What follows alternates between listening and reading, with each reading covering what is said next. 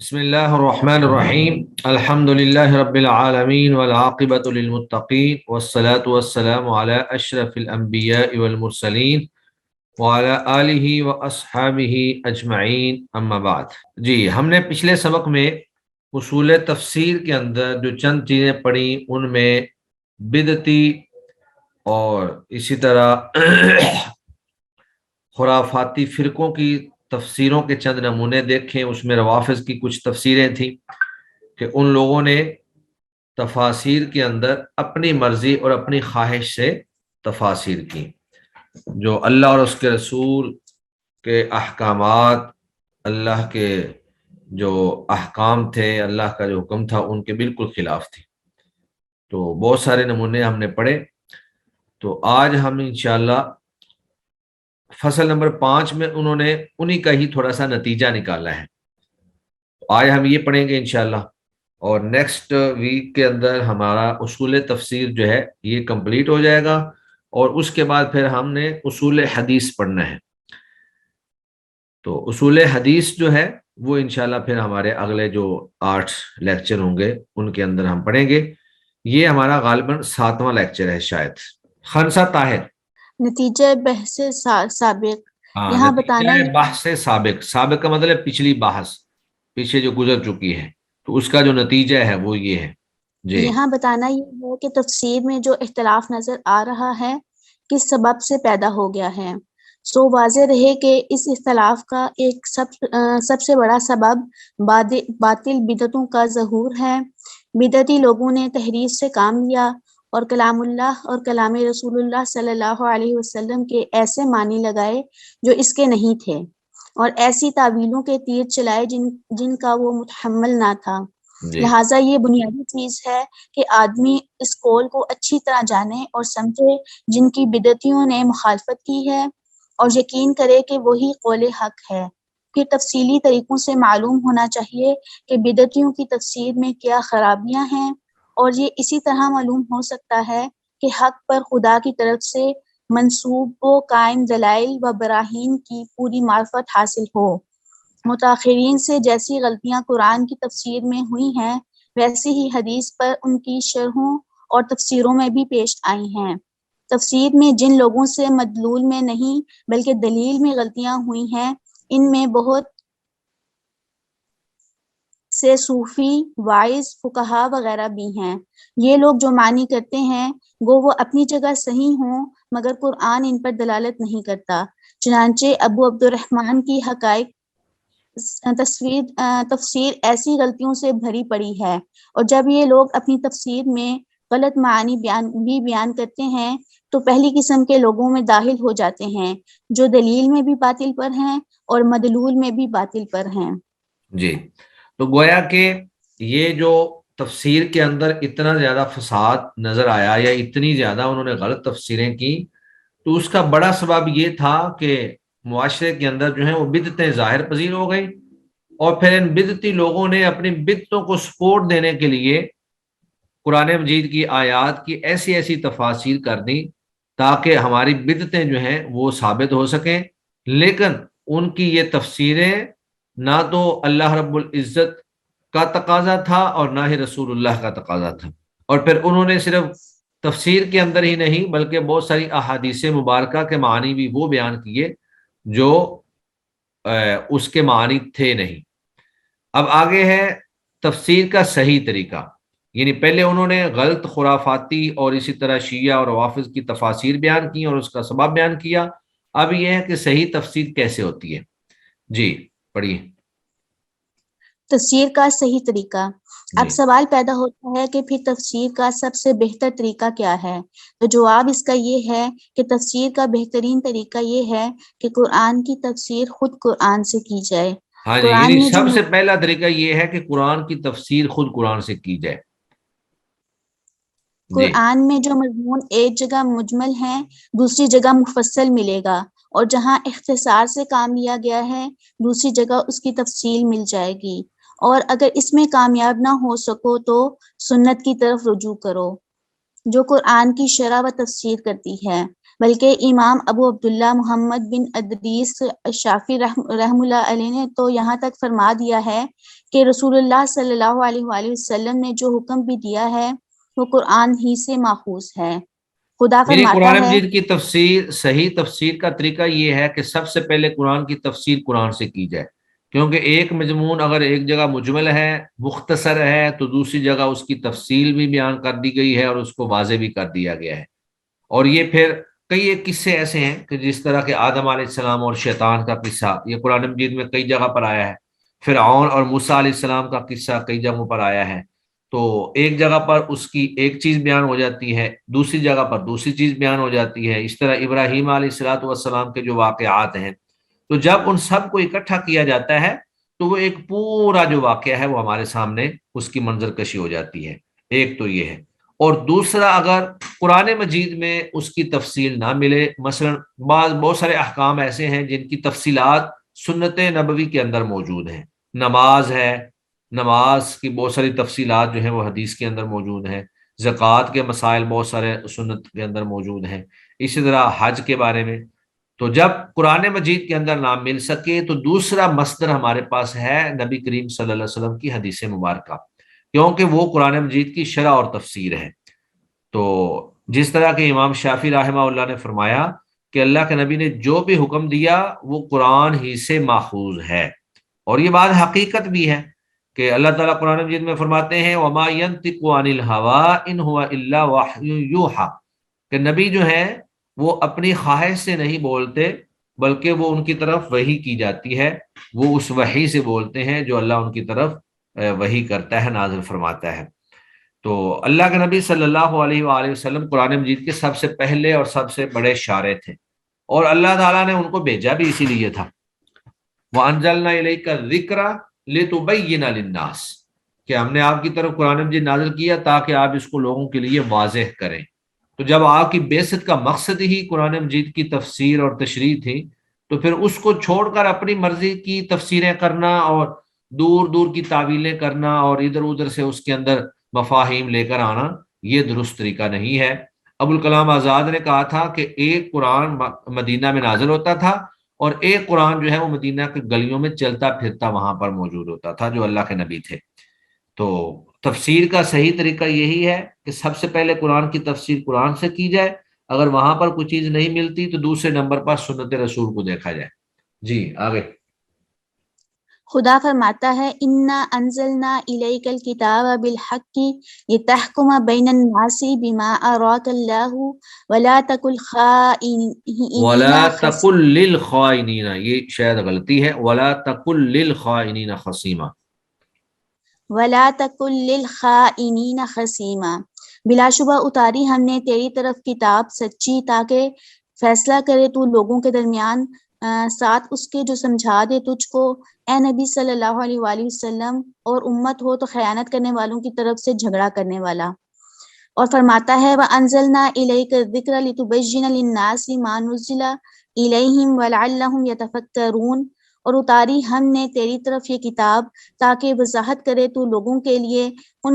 مضامین کی جو ان کی طرف اتارے گئے ہیں، اور تاکہ وہ غور کیا کریں۔ جی وَمَا أَنزَلْنَا إِلَيْكَ الْكِتَابَ إِلَّا لِتُبَيِّنَ لَهُمْ الَّذِي اخْتَلَفُوا فِيهِ هَدْيًا وَرَحْمَةً لِقَوْمٍ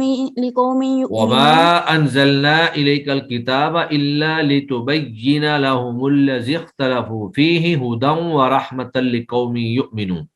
جی۔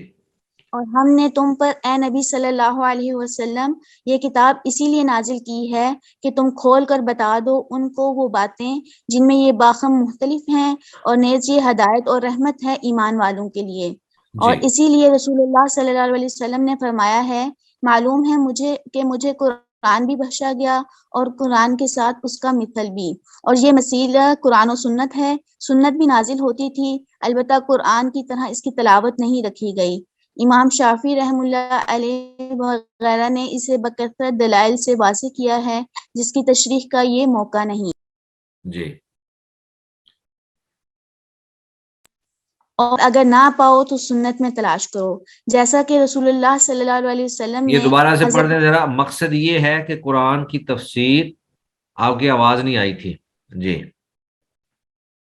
ہے کہ قرآن کی تفسیر خود قرآن ہی سے طلب کرو، اور اگر نہ پاؤ تو سنت میں تلاش کرو، جیسا کہ رسول اللہ صلی اللہ علیہ وسلم نے حضرت معاذ رضی اللہ تعالیٰ عنہ سے فرمایا تھا جب انہیں یمن روانہ کرنے لگے، کس چیز سے فیصلہ کرو گے؟ معاذ رضی اللہ تعالیٰ عنہ نے عرض کیا کتاب اللہ سے، فرمایا اور اگر اس میں نہ ملے؟ معاذ رضی اللہ تعالیٰ عنہ نے عرض کیا تو سنت رسول اللہ صلی اللہ علیہ وآلہ وسلم سے، فرمایا اگر سنت میں بھی نہ پایا؟ عرض کیا تو اس صورت میں اپنے اجتہاد رائے سے کام لوں گا۔ رسول اللہ صلی اللہ علیہ وسلم نے یہ سن کر معاذ رضی اللہ تعالیٰ عنہ کے سینے پر ہاتھ مارا اور فرمایا خدا کا شکر جس نے رسول اللہ صلی اللہ علیہ وسلم کے قاصد کو تو وہ توفیق بخشی جس سے اللہ کا رسول راضی ہے۔ یہ حدیث اچھی اسناد کے ساتھ کتب مسانید و سنن میں موجود ہے، لیکن جب ہمیں قرآن اور سنت میں تفسیر نہ ملے تو ہمیں اس کی جستجو اقوال صحابہ میں کرنی چاہیے، کیونکہ محسوس قرائن و حالات کے مشاہدے کی وجہ سے وہ مطالب قرآن سب سے زیادہ جاننے والے تھے اور مکمل فہم و عمل صالح کے مالک تھے، خصوصاً ان کے علماء و اکابر جیسے خلفائے اربعہ اور ہدایت یاب مسعود رضی اللہ تعالیٰ عنہ، امام ابو جعفر محمد بن جریر الطبری رضی اللہ تعالیٰ عنہ نے الطبری اپنی الطبری رضی اللہ تعالیٰ عنہ نے اپنی جی اپنی اسناد سے اسناد سے روایت کیا ہے کہ عبداللہ بن مسعود رضی اللہ تعالیٰ عنہ کہا کرتے تھے قسم ہے اس کی جس کے سوا کوئی معبود نہیں کہ کتاب اللہ کی کوئی آیت نازل نہیں ہوئی جس کے بارے میں مجھے معلوم نہ ہو کس کے حق میں نازل ہوئی ہے اور کہاں نازل ہوئی ہے۔ اگر میں کسی ایسے شخص کو جانتا جو مجھ سے زیادہ کتاب اللہ کا علم رکھتا ہے اور اس کے پاس سواری سے پہنچا جا سکتا تو میں ضرور اس کے پاس پہنچتا۔ اور اعمش نے اپنی اسناد سے انہی عبداللہ بن مسعود رضی اللہ تعالیٰ عنہ کا یہ قول روایت کیا ہے، ہم میں سے کوئی جب 10 آیتیں پڑھتا تھا جب تک ان آیتوں کے معنی کی معرفت حاصل نہ کر لے اور ان پر عمل میں بھی پختہ نہ ہو جائے۔ انہی ہدایت یاب آئمہ میں سے رسول اللہ صلی اللہ علیہ وآلہ وسلم کے ابن ترجمان القرآن حبر الائمہ عبداللہ بن عباس رضی اللہ تعالیٰ عنہ ہیں۔ رسول اللہ صلی اللہ علیہ وسلم کی برکت دعا سے بحر العلوم بن گئے تھے۔ فرمایا تھا خدایا اسے دین میں نفقہ اور قرآن کا اسے فہم دین میں تفقہ، یہ نون نہیں تا ہونی چاہیے۔ ابن اسے عم کا دین میں مطلب ہے چچا زاد، ابن عم چچا کا بیٹا، یعنی حضرت عبداللہ بن عباس جو ہیں وہ آپ صلی اللہ علیہ وسلم کے چچا زاد تھے، حضرت عباس کے بیٹے تھے۔ تو اللہ کے نبی صلی اللہ علیہ وسلم نے ان کے لیے برکت کی دعا کی تھی کہ اے اللہ اسے تفقہ فی الدین، اور اللہم فقہہ فی الدین وعلمہ التعویل، اس کو دین کی فقہ دے دے اور قرآن کا فہم بخش دے۔ تو وہ بحر العلوم یعنی علوم کا سمندر تھے۔ جی ابن جریر رحمہ اللہ علیہ نے اپنی اسناد سے روایت کیا ہے کہ عبداللہ بن مسعود رضی اللہ تعالیٰ عنہ کہا کرتے تھے ابن عباس رضی اللہ تعالیٰ عنہ قرآن کے کیا ہی خوب ترجمان ہیں۔ عبداللہ بن مسعود رضی اللہ تعالیٰ عنہ کا یہ قول ابن عباس رضی اللہ تعالیٰ عنہ کے حق میں کئی طریقوں سے مروی ہے، لہذا یقین ہے کہ ابن مسعود رضی اللہ تعالیٰ عنہ نے یہی کہا تھا۔ عبداللہ بن مسعود رضی اللہ تعالیٰ عنہ کا انتقال 33 ہجری میں ہوا، صحیح روایت یہی ہے، لیکن عبداللہ بن عباس رضی اللہ تعالیٰ عنہ نے ان کے بعد بھی 36 سال زندہ رہے۔ اندازہ کر لو کہ ابن مسعود رضی اللہ تعالیٰ عنہ کے بعد اس طویل مدت میں عبداللہ بن عباس رضی اللہ تعالیٰ عنہ کے علوم میں کتنا بہت اضافہ ہو گیا ہوگا۔ اعمش سے ابو وائل رضی اللہ تعالیٰ عنہ نے بیان کیا کہ امیر المؤمنین علی رضی اللہ تعالیٰ عنہ نے عبداللہ بن عباس رضی اللہ تعالیٰ عنہ کو امیر حج بنا کر بھیجا، اور عبداللہ رضی اللہ تعالیٰ عنہ نے اپنے خطبے میں سورہ بقرہ یا سورہ نور کی تلاوت کر کے ایسی تفسیر بیان کی کہ اگر روم، ترک، دیلم کے کفار بھی سن لیتے تو ضرور اسلام لے آتے۔ اسماعیل بن عبد الرحمن صدی کبیر اپنی تفسیر میں زیادہ تر ابن مسعود رضی اللہ تعالیٰ عنہ اور ابن عباس رضی اللہ تعالیٰ عنہ ہی کے اقوال روایت کرتے ہیں، لیکن بعض اوقات ان کی زبانی اہل کتاب کے اقوال بھی نقل کر جاتے ہیں۔ رسول اللہ صلی اللہ علیہ وآلہ وسلم نے اہل کتاب سے روایت کرنے کی اجازت دی ہے، فرمایا میری طرف سے دوسروں کو پہنچاؤ اگرچہ وہ ایک آیت ہی ہو، اور بنی اسرائیل سے روایت کرنے میں حرج نہیں، لیکن جو کوئی جان بوجھ کر میری نسبت جھوٹ بولے دوزخ میں اپنا ٹھکانہ بھی بنا لے۔ یہ حدیث بخاری نے عبداللہ بن عمر رضی اللہ تعالیٰ عنہ سے روایت کی ہے۔ انہی عبداللہ بن عمر رضی اللہ تعالیٰ عنہ کو جنگ یرموک میں 2 بوجھ اہل کتاب کی کتابوں کے دستیاب ہو گئے تھے، اور وہ اسی حدیث سے اجازت سمجھنے کی بنا پر ان کتابوں سے روایت کرنے لگے تھے۔ اسرائیلی روایات کی حیثیت، لیکن یہ یاد رہے کہ اسرائیلیات استشہاد کے لیے تو روایت کی جا سکتی ہے مگر اعتقاد کے لیے نہیں، کیونکہ اسرائیلیات 3 قسم کی ہیں۔ وہ جن کی صحت ہمارے پاس کی ہدایت سے معلوم ہو چکی ہے تو ان کی ہم تصدیق کرتے ہیں، اور وہ جن کا جھوٹ ہمارے پاس کی ہدایت سے ثابت ہے ظاہر ہے ہم ان کے بطلان کے قائل ہیں، اور تیسری قسم ایسی ہے جس کے بارے میں ہماری ہدایت خاموش ہے، نہ تصدیق کرتی ہے نہ تکذیب۔ تو ایسی اسرائیلیات پر ہم نہ ایمان رکھتے ہیں اور نہ انہیں جھٹلاتے ہیں۔ ان کی روایت زیادہ سے زیادہ ہاتھ کے لیے جائز ہو سکتی جی، ہے۔ تو یہ اصل میں گویا کہ وہی ہمارے سامنے ترتیب آ گئی کہ قرآن کی تفسیر قرآن سے کی جائے، اگر قرآن میں نہ ملے تو سنت نبوی سے کی جائے، اور اگر کوئی چیز سنت نبوی سے بھی نہیں ملتی ہے تو پھر اقوال صحابہ سے تفسیر کی جائے، کیونکہ صحابہ کرام اللہ کے نبی کے ساتھ رہے، ان کے ساتھ جو ہے غزوات کے اندر، جنگوں کے اندر، اور ہر دکھ درد کے اندر گرم و سرد میں ان کے ساتھ شریک رہے، ہر چیز کو دیکھتے رہے۔ اور اس میں پھر خاص طور پہ حضرت عبداللہ بن عباس رضی اللہ تعالیٰ عنہ، جن کے بارے میں اللہ کے نبی نے دعا کی، اور پھر عبداللہ بن مسعود رضی اللہ تعالیٰ عنہ، تو یہ اس کا ایک بہترین طریقہ ہے۔ اب آگے جو اسرائیلی روایات ہیں، اسرائیلی روایات کے بارے میں تین طرح کی یہ اسرائیلی روایات موجود ہیں۔ بعض اسرائیلی روایات وہ ہیں جن کی ہماری ہدایت سے مراد یہ ہے کہ قرآن و حدیث نے اس کی تصدیق کر دی ہو تو ہم بھی ان کی تصدیق کریں گے، اور بعض اسرائیلی روایات وہ ہیں جن کی قرآن و حدیث سے تکذیب ہو گئی ہو تو ہم بھی ان کی تکذیب کریں گے۔ لیکن بعض ایسی ہیں کہ جن کے بارے میں قرآن و حدیث بالکل خاموش ہیں، تو ان کے بارے میں نہ ہم ان کی تصدیق کر سکتے ہیں نہ ہم ان کی تکذیب کر سکتے ہیں۔ تو ایسی روایات جو ہیں وہ زیادہ سے زیادہ استشہاد کے لیے، گواہی کے لیے تو استعمال کر سکتے ہیں، لیکن عقیدے کے اندر ان کو استعمال نہیں کر سکتے۔ گواہی کے لیے ایسے ہے کہ مثلا قرآن مجید کے اندر ایک واقعہ بیان ہوا، اس واقعہ کے اندر کسی آدمی کا نام نہیں آیا، تو بس یہ کہہ دیا کہ اس میں ایک آدمی تھا، اس نے ایسے کیا۔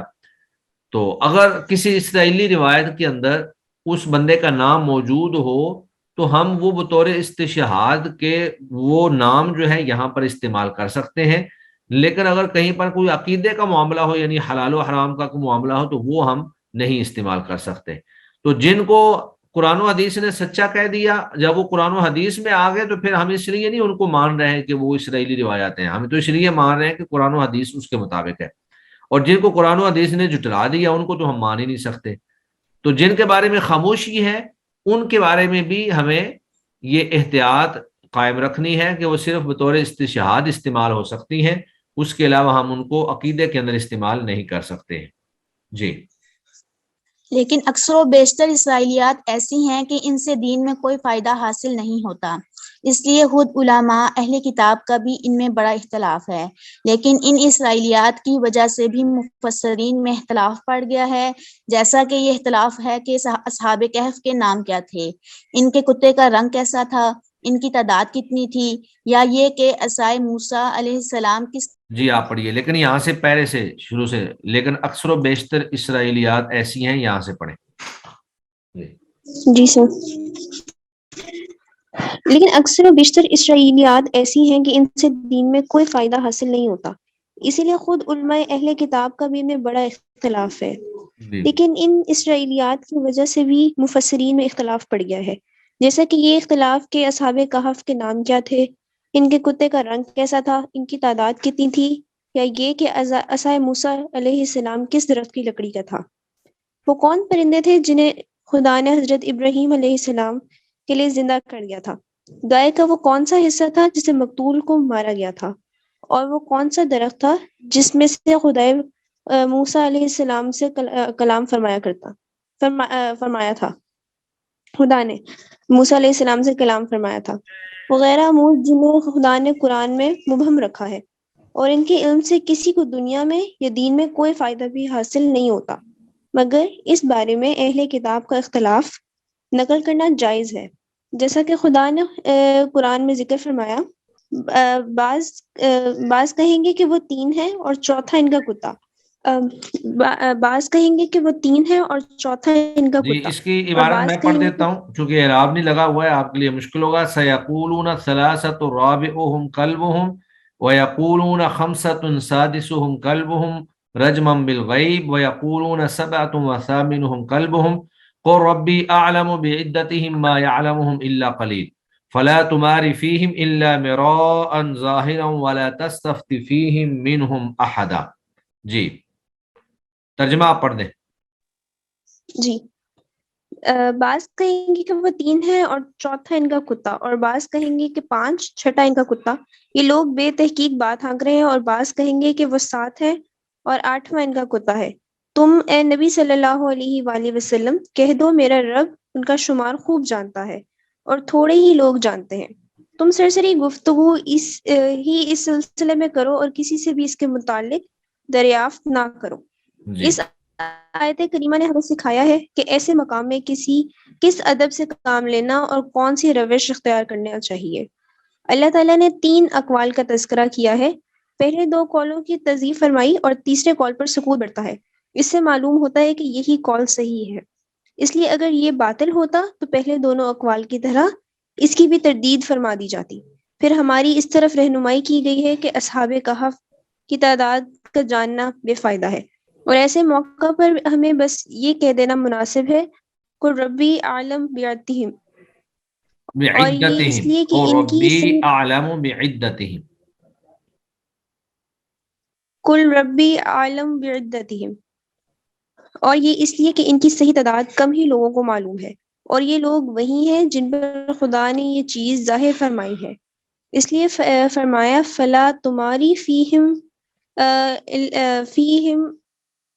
امراء الا ظاہرہ، مراء یعنی ظاہرا فلا تمار فیہم الا مراء ظاہرا، یعنی آپ اس بے فائدہ بحث میں اپنے آپ کو مت ڈالیں، اس جھگڑے میں آپ نہ پڑیں۔ یعنی اس بے فائدہ بحث میں اپنے آپ کو نہ ڈالو اور لوگوں سے پوچھ گچھ بھی نہ کرو، کیونکہ انہیں اصلیت کی خبر نہیں، محض اٹکل پچو باتیں کیا کرتے ہیں۔ اس آیت نے ہمیں یہ بھی تعلیم دی ہے کہ جب کسی مختلف یا واقعے کا تذکرہ کرو تو اس جگہ تمام اقوال کا بھی تذکرہ کر کے صحیح قول کی طرف اشارہ کر دیا کرو، تاکہ بحث طول نہ پکڑے اور لوگ بے فائدہ کیل و کال میں پڑھ کر اہم مسائل سے غافل نہ ہو جائے۔ جب کسی مسئلے میں آدمی اختلاف کا تذکرہ کرتا ہے اور لوگوں کے تمام اقوال جمع نہیں کرتا تو کوتاہی کا مرتکب ہوتا ہے، اس لیے ممکن ہے وہی قول حق ہو جسے چھوڑ دیا گیا ہو۔ اس طرح اگر اختلاف کا ذکر کر کے صحیح قول کو بیان نہیں کرتا تو بھی نقص کا شکار ہوتا ہے، اور اگر عمدن غیر صحیح کو صحیح بتاتا ہے تو قصد کا گناہ کرتا ہے، اور اگر جہل کی راہ سے ایسا کرتا ہے تو غلطی کا شکار ہوتا ہے۔ اسی طرح جو شخص لا طائل اختلاف ذکر کرتا ہے یا ایسے بہت سے اقوال نقل کرنے بیٹھ جاتا ہے جو معنی کے لحاظ سے 1-2 قول ہی ہوتے ہیں تو وقت عزیز برباد کرتا ہے، اور جو کوئی غیر صحیح اقوال جمع کرتا ہے دغا بازی کا مرتکب ہوتا ہے۔ واللہ الموفق